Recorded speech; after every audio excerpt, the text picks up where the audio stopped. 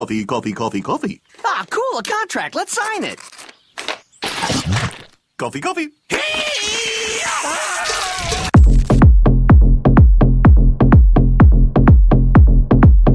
Hello Internet, my name is Damian Michaels, but you can call me Blue, and welcome back to another episode of Brews. This week, we're moving into Historic to play a deck I've been working on for a few months now I like to call Karn's Caffeine Addiction, and I'm actually really excited to play this again. I originally played this deck back when I first started my channel, kind of as a meme because I was really into Cuphead at the time and liked the idea of using the Cuphead energy cards and sound effects for a video. The deck itself was terrible, and the game I played for the video was just a match against Sparky because I couldn't get a solid win against any real players. Since then, however, Modern Horizons 3 released and brought back the energy mechanic, and with it, the deck got two huge new additions in Solar Transformer and Tune the Narrative, as well as the less important but still very good Sink into Stupor and Rush of Inspiration. I've also upped my collection a bit and got my fourth Karn the Great Creator, two more One Rings, and another Paradox Engine, greatly increasing the consistency of this deck. The core combo is the same as it was before, just a lot better now because of all the new additions from Modern Horizons 3 mentioned above. We need a Paradox Engine and at least 2 mana rocks to start generating mana. 3 or more is ideal, but if we have open lands, that makes it a bit easier to get things started. We can cast a cheap spell like another mana rock into the Flood Maw or Attune the Narrative to untap our stuff. If we have the One Ring, then we can activate it to draw a ton of cards between spells to make sure we don't fizzle. It's not necessary, I've won without it, but it's much easier if you do have it. Plus, sooner or later, you'll draw one naturally or a Karn to wish for one, so you will find one while comboing. Eventually, you'll find your Dynavolt towers, which will generate additional energy every time you cast an instant or sorcery spell, and this stacks if you have multiple. Tune the Narrative and Glimmer of Genius make energy on their own, plus Solar Transformer and Aether Hub make energy when they enter, so there's plenty of ways to make sure you've got what you need for Dynavolt Tower. Anyway, I've rambled on long enough about how this deck works. I just wanted to make sure I explained everything now in case something gets lost in translation during gameplay, so let's get into the games. But first, I've recently started a partnership with Dubby Energy, a relatively new energy drink based in California. They started up in 2021 to compete with the large energy drink companies with the goal in mind to create a new drink that's delicious but also doesn't cause you to crash or jitter like other big brands. Dubby's product contains 0 sugar, 0 calories, and is made without any artificial colors or fillers. Their special formula excludes maltodextrin, a common ingredient found in heavily processed foods and other energy drinks, and uses the patented Neurofactor, an all-natural ingredient created from the Coffea arabica coffee plant designed to increase the production of proteins in the brain. If you want to give W a try, then click the link in the description and use coupon code TheDamianMichaels at checkout for 10% off your next order. Now back to the video. Game 1. We're on the play and we keep at 7. We start things off with a tapped Crackling Falls and pass the turn. Opponent untaps and plays a forest before passing. We untap and play a Zalviran Void. We scry a Dynavolt Tower to the bottom and play a Mind Stone before passing the turn. Opponent untaps and plays another forest, followed by a Wolf Willow Haven before they pass it back. We untap and play an island and pass, holding up Sink into Stupor. Opponent untaps and plays a Boseiju before passing. They should have held that, but they don't know that. We cast Attune the Narrative to draw a Karn and go to our turn. We untap and play a Solar Transformer. Opponent responds by casting an Archdruid's Charm. They grab a Nykthos and our Transformer resolves. Next, we play an untapped Sophoric Springs and pass the turn. Opponent untaps and casts a Silverback Elder. This thing can blow up artifacts, so we sink into Stupor to bounce it to hand before the opponent passes. We untap and take the riskiest line I can imagine, and we run out Paradox Engine before we pass. Opponent untaps and recasts the Elder. We don't have another Sink into Stupor, but we do have Into the Flood Maw, so we make them pick it back up at the end step and go to our turn.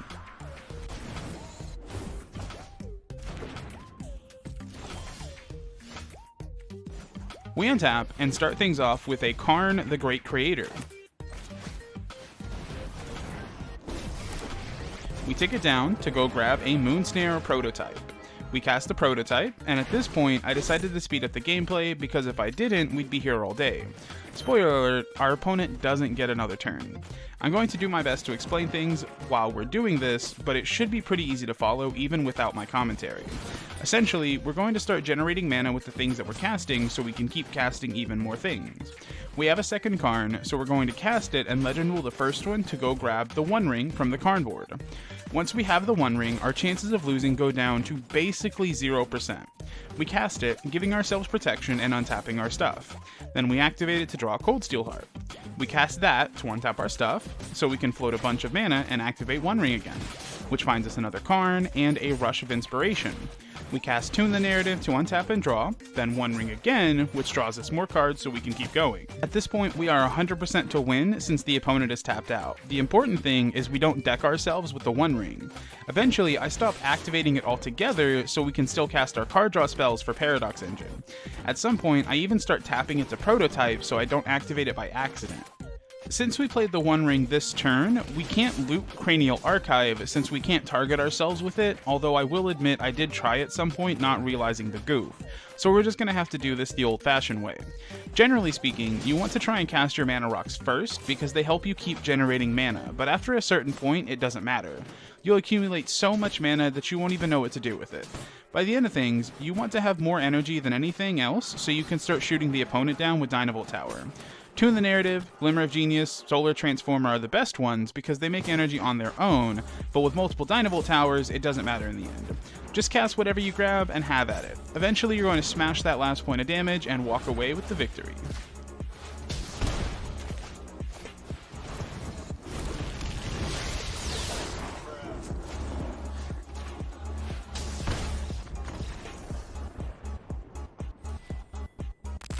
Game 2. We're on the play and we keep at 7. We start things off with an island and pass the turn. Opponent plays an Overgrown Tomb into a Stitcher Supplier. They mill 3 and pass the turn.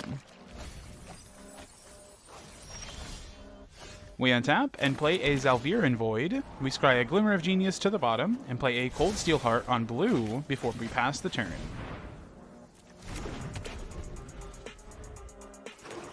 Opponent plays a Swamp, followed by a Fiend Artisan.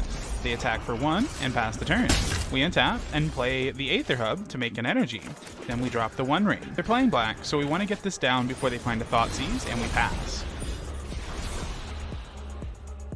Opponent untaps and plays a Fabled Passage. They crack it to go grab a tapped Forest before they activate Fiend Artisan.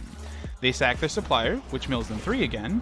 They go fetch another Supplier, which mills another 3, and they pass the turn.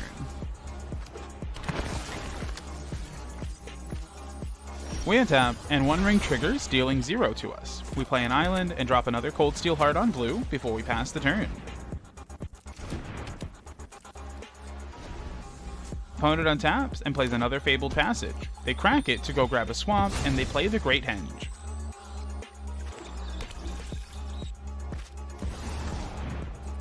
It resolves, and they use it to cast a Rotting Regisar. Henge puts a counter on it, and they get to draw a card before going to combat. They attack for 7, and we activate One Ring in response. We draw Karn and take our beats before opponent passes. We untap and Ring triggers, dealing 1 damage. We play a Solar Transformer, which makes us some energy, and we pass the turn.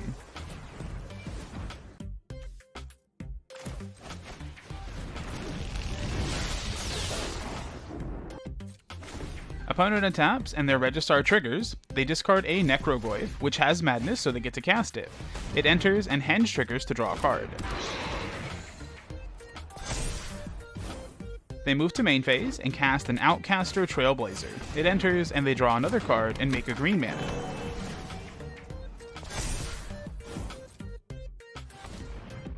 They don't use it though and go to combat, attacking for 15.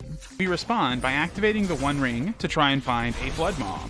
It doesn't work, so we have to use our Otawara to pick up the Registar. We take 7 damage and they cast an Elvish Mystic before they pass the turn. We untap and the One Ring and Goyf triggers. We discard Glimmer to Goyf and take 2 damage to the One Ring. We draw for turn and somehow we draw our Paradox Engine. Not having to use Karn to wish for it makes it so much easier to combo off here. We play the castle and engine, and then play Karn to go grab a Moonsnare Prototype. We draw with One Ring, then play the Prototype. At this point, it's the same as last game, so I sped it up again. We're just going to draw all the cards, cast all the spells, and eventually shoot the opponent down with Dynavolt Tower. The main reason I'm showing the second game is because our opponent in the first game didn't do much, and I wanted to show that the deck can still do its thing even when we're under pressure. It is kind of a one-trick pony, but the one thing it does is so good when it gets going that I felt letting you guys see it happen against the mid-range big creature deck would help showcase what I think of it.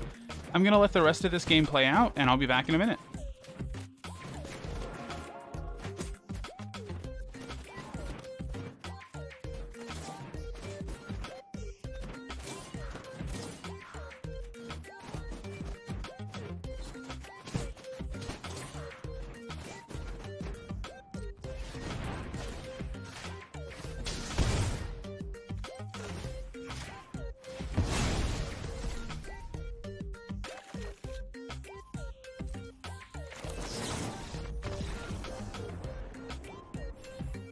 Yowie wowie, this deck is insane when it gets to go off. It's not unbeatable by any stretch, and I lost quite a bit while recording for this and a bunch more while testing. The biggest issue is super fast aggro and go wide strategy. If we're dead before we can assemble our combo, then there's no chance we can pull it off. Sometimes the One Ring can buy us an extra turn, but if we don't have Paradox Engine and enough rocks to follow up, then we're just done for. I've noticed Control is a surprisingly good matchup. If we can catch them on a turn where they tap out for a Teferi or something, especially if we can bounce it with Stupor, then we can untap and win while they don't have the mana to interact with us. Since they aren't pressuring us, we can take time to assemble our combo pieces and bait them with a Karn or something, then cast our engine and go from there. I think this is a good starting point for this deck, and I'm happy to see I got it to a point where it can realistically win games, and that's mostly thanks to Modern Horizons 3 providing so many upgrades over the previous build. One last note about this deck, aside from the one Forsaken Crossroads and the lands, this entire deck is legal in Modern. For now at least, until the One Ring gets the axe. So maybe this could be something dope to bring to your next Modern FNM. If you decide to play this deck for yourself, I'd love to see your version and how well it performs for you. You'll have no idea how happy it would make me if this garbage meme I had while trying to sleep one night actually catches on and becomes a real deck. Anyway, that's all for today. If you want to check out the deck for yourself, you can find a full deck list in the description below. While you're down there, feel free to tap that like button too. It adds 1 mana to the YouTube algorithm and I'd greatly appreciate it. If you like my content and want to support the channel, feel free to subscribe and become a member of the Blue Crew today.